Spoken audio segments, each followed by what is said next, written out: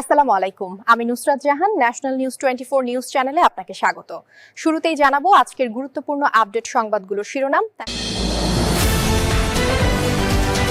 ইরানে যে কোনো সময় হামলা চালাতে পারে যুক্তরাষ্ট্র। ইরানের বিরুদ্ধে আবারও যুদ্ধ শুরুর ইঙ্গিত ইসরায়েলি প্রতিরক্ষামন্ত্রীর। কেন হঠাৎ স্বর্ণের মজুদ বাড়াচ্ছে বিশ্ব? টাকা ভাগাভাগি নিয়ে বিএনপি জামায়াত সংঘর্ষ, আহত ২০। পুলিশের ওপর ছিনতাইকারীদের হামলা, অস্ত্র লুট। ছোট ভাইকে হত্যা করে ভিডিও কলে পরিবারকে দেখালেন ভাই। ঢাকা দক্ষিণ সিটির মেয়র প্রার্থী সাদিক কায়েম। বিএনপির ৭২% ও জামাতের ৫৬% নারী এমপি কোটিপতি। এই ছিল আজকের আলোচিত সংবাদ শিরোনামগুলো। এখন বিস্তারিত সংবাদে আসছি, তবে তার আগে অনুরোধ রইল প্রতিদিনের আপডেট সংবাদগুলো সবার আগে পেতে ভিডিওটিতে একটি লাইক দিয়ে চ্যানেলটি সাবস্ক্রাইব করুন এবং আসবেন এবং কমেন্টে জানিয়ে দিন আপনি কোন জায়গা বা কোন দেশ থেকে আমাদের সংবাদগুলো দেখছেন।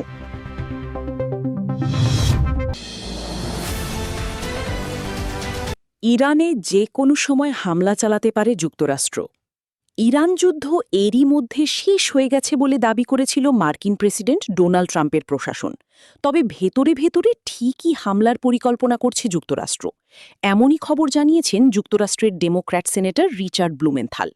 সিএনএনকে দেওয়া সাক্ষাৎকারে তিনি এই কথা বলেছেন। তিনি বলেছেন, কিছু ব্রিফিং এবং অন্যান্য সূত্র থেকে আমার যে ধারণা হয়েছে তা হল একটি সামরিক হামলার পরিকল্পনা এখনও হাতে আছে। তিনি আরও বলেছেন, এটি গভীরভাবে উদ্বেগজনক, কারণ এতে আমেরিকার ছেলেমেয়েরা বিপদে পড়তে পারে এবং বড় ধরনের হতাহতের আশঙ্কা আছে। ব্লুমেনথাল বলেছেন, আমি আরও বিস্তারিত বলতে পারছি না, কারণ এই ব্রিফিংগুলোর অন্তত একটি গোপনীয় পরিবেশে হয়েছে। তবে আমি নিশ্চিত করে বলছি না এটি কখন হবে, কিন্তু এটি একটি সম্ভাব্য পরিকল্পনা হিসেবে হাতে আছে। তিনি আরও বলেছেন, এর সঙ্গে যুক্ত সামরিক নেতারা অনেক দিন ধরেই এই বিষয়ে কথা বলে আসছেন, সে কারণে এই বিষয়টা মোটেও অবাক করার মতো কিছু নয়। এদিকে বৃহস্পতিবার মার্কিন প্রেসিডেন্ট ডোনাল্ড ট্রাম্প পেন্টাগনের কর্মকর্তাদের কাছ থেকে ইরানের বিষয়ে নতুন সামরিক পরিকল্পনার বিস্তারিত শোনার কথা ছিল। ইরানকে চুক্তিতে রাজি করাতে ট্রাম্প চাপ অব্যাহত রেখেছেন। এদিকে ইরানও নমনীয়তার কোনো আভাসই দিচ্ছে না, যার ফলে বিষয়টি এখনও অমীমাংসিতই রয়ে গেছে। সঙ্গে সঙ্গে নতুন হামলার সংখ্যাও বাড়ছে। ইরানের বিরুদ্ধে আবারও যুদ্ধ শুরুর ইঙ্গিত ইসরায়েলি প্রতিরক্ষামন্ত্রীর। ইসরায়েলের প্রতিরক্ষামন্ত্রী ইসরায়েল কাটজ জানিয়েছেন, নিজেদের লক্ষ্য অর্জনে তেল আবিব শিগগিরই ইরানের বিরুদ্ধে আবার যুদ্ধ শুরু করতে পারে।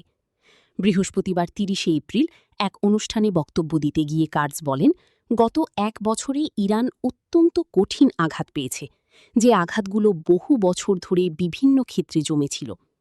তিনি আরও বলেন, আমাদের সামনে থাকা চ্যালেঞ্জ আরও বাড়বে, তবে একই সঙ্গে আঞ্চলিক বাস্তবতা বদলে দেওয়ার মতো ঐতিহাসিক সুযোগও রয়েছে। কাটজ ইঙ্গিত দেন, যুক্তরাষ্ট্রের প্রেসিডেন্ট ডোনাল্ড ট্রাম্প এবং ইসরায়েলের প্রধানমন্ত্রী বেনিয়ামিন নেতানিয়াহু যুদ্ধের লক্ষ্য অর্জনে যৌথভাবে কাজ করছেন। তাদের লক্ষ্য হল ইরান যেন ভবিষ্যতে ইসরায়েল, যুক্তরাষ্ট্র এবং তথাকথিত মুক্ত বিশ্বের অস্তিত্বের জন্য কোনো হুমকি হয়ে না ওঠে।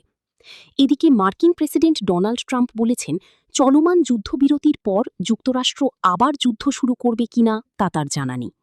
বৃহস্পতিবার ৩০ এপ্রিল ওভাল অফিসে বসে সাংবাদিকদের সঙ্গে আলাপকালে তিনি এসব কথা বলেন। ইরানের সঙ্গে যুদ্ধ কবে শেষ হবে সে বিষয়ে সুনির্দিষ্ট কোনো তথ্য দিতে না পারলেও ট্রাম্প দাবি করেন, এই সংঘাতের সমাধান হয়ে গেলে তেলের দাম কমে আসবে। তথ্যসূত্র মিডল ইস্ট আই। কেন হঠাৎ স্বর্ণের মজুদ বাড়াচ্ছে বিশ্ব? বিশ্বের বিভিন্ন দেশের কেন্দ্রীয় ব্যাংক সাম্প্রতিক সময়ে ব্যাপক হারে স্বর্ণের মজুদ বাড়াচ্ছে। এর পেছনে বড় কারণ হিসাবে কাজ করছে বাড়তে থাকা ভূরাজনৈতিক উত্তেজনা ও মুদ্রাস্ফীতির উদ্বেগ। ফলে আবারও নিরাপদ সম্পদ হিসাবে স্বর্ণের প্রতি আগ্রহ বাড়ছে, যদিও এটি সংরক্ষণ ও ব্যবস্থাপনায় কিছু জটিলতা রয়েছে। চলতি বছরে প্রথমবারের মতো স্বর্ণের দাম প্রতি ট্রয় আউন্স $৫,০০০ ছাড়িয়েছে। গত ১.৫ বছরে দাম প্রায় দ্বিগুণ হয়েছে, যার বড় একটি কারণ উদীয়মান অর্থনীতির দেশগুলোর বাড়তি চাহিদা। পোল্যান্ড, তুরস্ক, ভারত ও চীনের কেন্দ্রীয় ব্যাংকগুলো এক্ষেত্রে সবচেয়ে বড় ক্রেতাদের মধ্যে রয়েছে।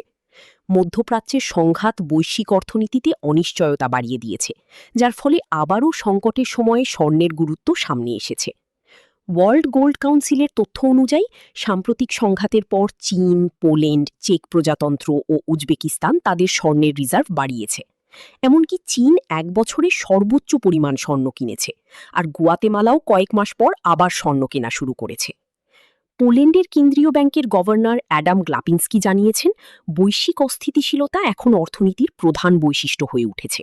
তাই বৈদেশিক রিজার্ভে বৈচিত্র্য আনা এবং কৌশলগত সম্পদ হিসাবে স্বর্ণের গুরুত্ব বাড়ানো জরুরি। মুদ্রাস্ফীতির সময় স্বর্ণকে মূল্য সংরক্ষণের নিরাপদ মাধ্যম হিসাবে দেখা হয় এবং প্রয়োজনে সহজেই নগদে রূপান্তর করা যায়। সবচেয়ে গুরুত্বপূর্ণ বিষয় হল, এটি কোনো নির্দিষ্ট মুদ্রার ওপর নির্ভরশীল নয় এবং অন্য দেশ সহজে এর ওপর নিষেধাজ্ঞা আরোপ করতে পারে না। 2022 সালে ইউক্রেনে রাশিয়ার আগ্রাসনের পর এই প্রবণতা আরও জোরালো হয়। পশ্চিমা দেশগুলো রাশিয়ার বৈদেশিক রিজার্ভ জব্দ করায় অনেক দেশ বুঝতে পারে ডলার বা ইউরোর ওপর নির্ভরতা ঝুঁকিপূর্ণ হতে পারে। এরপর থেকেই কেন্দ্রীয় ব্যাংকগুলো দ্রুত স্বর্ণের মজুদ বাড়াতে থাকে। ওয়ার্ল্ড গোল্ড কাউন্সিলের মতে টানা 3 বছর ধরে কেন্দ্রীয় ব্যাংকগুলো বছরে 1000 মেট্রিক টনের বেশি স্বর্ণ কিনছে, যা আগের তুলনায় অনেক বেশি। সাম্প্রতিক সংঘাতগুলোও দেখিয়েছে অর্থনৈতিক চাপ মোকাবিলায় স্বর্ণ গুরুত্বপূর্ণ ভূমিকা রাখতে পারে। উদাহরণ হিসাবে, যুক্তরাষ্ট্র ও ইসরায়েলের হামলার পর তুরস্ক তাদের রিজার্ভ থেকে বিপুল পরিমাণ স্বর্ণ বিক্রি বা ব্যবহার করেছে, যাতে তাদের মুদ্রার মান স্থিতিশীল রাখা যায়। কারণ দুর্বল মুদ্রা আমদানি খরচ বাড়িয়ে মুদ্রাস্ফীতি আরও বাড়ায়। পুলিশের ওপর ছিনতাইকারীদের হামলা, অস্ত্র লুট। নারায়ণগঞ্জের বন্দরে পুলিশের ওপর হামলা চালিয়ে অস্ত্র লুটের ঘটনা ঘটেছে। এ সময় এএসআই সোহেল ও কনস্টেবল ফয়সাল ছুরিকাঘাতে আহত হন। বৃহস্পতিবার 30 এপ্রিল দিবাগত রাত 3টার দিকে কলাগাছিয়া ইউনিয়নের রুস্তমপুর এলাকায় এ ঘটনা ঘটে। পরে অস্ত্রটি উদ্ধার করে পুলিশ। বন্দর থানার ওসি গোলাম মোক্তার আশরাফুদ্দিন বলেন, বৃহস্পতিবার রাত 10:30টার দিকে বন্দরের সরকারি কদম রসুল কলেজের 3 শিক্ষার্থী সাবদি এলাকায় ঘুরতে যায়। বৃষ্টির কারণে তারা বাড়ি ফিরতে পারছিল না। পরে রাত 1:30টার দিকে তারা ছিনতাইকারীর কবলে পড়ে। পরবর্তীতে ছিনতাইয়ের খবর পেয়ে বন্দর থানা পুলিশের একটি টহল দল ঘটনাস্থলে যায়। এক পর্যায়ে ছিনতাইকারীরা পুলিশের ওপর অতর্কিত আক্রমণ চালায়। এ সময় কনস্টেবল ফয়সালকে ছুরিকাঘাত করে তার শটগান ছিনিয়ে নেয় ছিনতাইকারীরা। ধস্তাধস্তির এক পর্যায়ে আহত হন এএসআই সোহেল। আহত পুলিশ সদস্যদের উদ্ধার করে স্থানীয়ভাবে চিকিৎসা দেওয়া হয়েছে। পরে লুট হওয়া অস্ত্রটি উদ্ধার করা হয়। জড়িতদের গ্রেপ্তারে পুলিশের একাধিক টিম কাজ শুরু করেছে।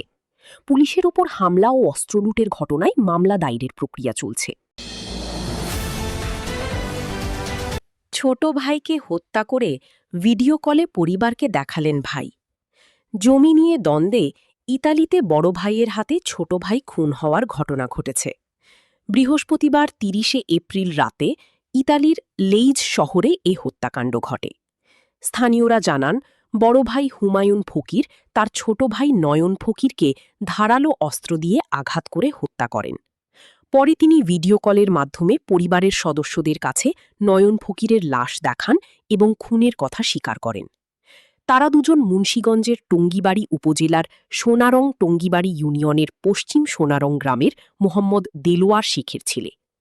এ বিষয়ে টঙ্গিবাড়ি থানার ওসি মনিরুল হক ডাবলু বলেন, ঘটনাটি ইতালিতে ঘটেছে।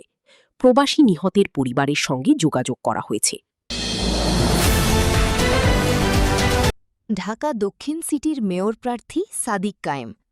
ঢাকা মহানগর দক্ষিণ জামায়াতের ইসলামীর কর্মী সম্মেলনে ডাকসুর ভিপি সাদিক কায়েমকে ঢাকা দক্ষিণ সিটি কর্পোরেশনের মেয়র প্রার্থী হিসেবে ঘোষণা করা হয়েছে। শুক্রবার 1 মে সকালে রাজধানীর কাকরাইলের institution of diploma engineers Bangladesh IDEB council হলে আয়োজিত থানা ও বিভাগীয় দায়িত্বশীল সম্মেলনে এ ঘোষণা দেওয়া হয়। ঘোষণার সময় সাদিক কায়েম নিজেও সম্মেলনে উপস্থিত ছিলেন। বিষয়টি ঢাকা মহানগর দক্ষিণ জামায়াতের একটি দায়িত্বশীল সূত্র যুগান্তরকে নিশ্চিত করেছেন। দলীয় সূত্র জানিয়েছে, যদি ঢাকা সিটি দক্ষিণের নির্বাচন ডাকসু মেয়াদের মধ্যে হয়, সেক্ষেত্রে সাদিক কায়েমকে প্রার্থী করা হবে না। কিন্তু সিটি নির্বাচন যদি ডাকসু মেয়াদের পর হয়, তখন সাদিক কায়েমই হবেন মেয়র প্রার্থী। এভাবেই দলীয়ভাবে বিষয়টি সিদ্ধান্ত হয়েছে। এদিকে নির্ভরযোগ্য সূত্র বলছে, ঢাকা দক্ষিণ সিটি কর্পোরেশন নির্বাচনে মেয়র পদে প্রতিদ্বন্দ্বিতার প্রস্তুতি হিসেবে সাদিক কায়েম ইতোমধ্যে তার জাতীয় পরিচয়পত্র খাগড়াছড়ি থেকে ঢাকায় স্থানান্তর করে ভোটার হয়েছেন। যদিও এখনও প্রকাশ্যে বড় কোনো নির্বাচনী প্রচারণা শুরু করেননি, তবে দলীয় নেতাকর্মীদের সঙ্গে নিয়মিত যোগাযোগ ও সাংগঠনিক কার্যক্রম চালিয়ে যাচ্ছেন। এ বিষয়ে দলটির সহকারী সেক্রেটারি জেনারেল ও কেন্দ্রীয় প্রচার ও মিডিয়া বিভাগের প্রধান অ্যাডভোকেট এহসানুল মাহবুব জুবায়ের বলেন, ঢাকার 2 সিটি কর্পোরেশনের জন্যই প্রার্থী চূড়ান্ত করা হয়েছে এবং শিগগিরই আনুষ্ঠানিক ঘোষণা দেওয়া হবে। বিএনপির ৭২% ও জামাতের ৫৬% নারী এমপি কোটিপতি। ত্রয়োদশ জাতীয় সংসদে সংরক্ষিত নারী আসনে নির্বাচিতদের প্রায় 2/3 উচ্চশিক্ষিত ও কোটিপতি।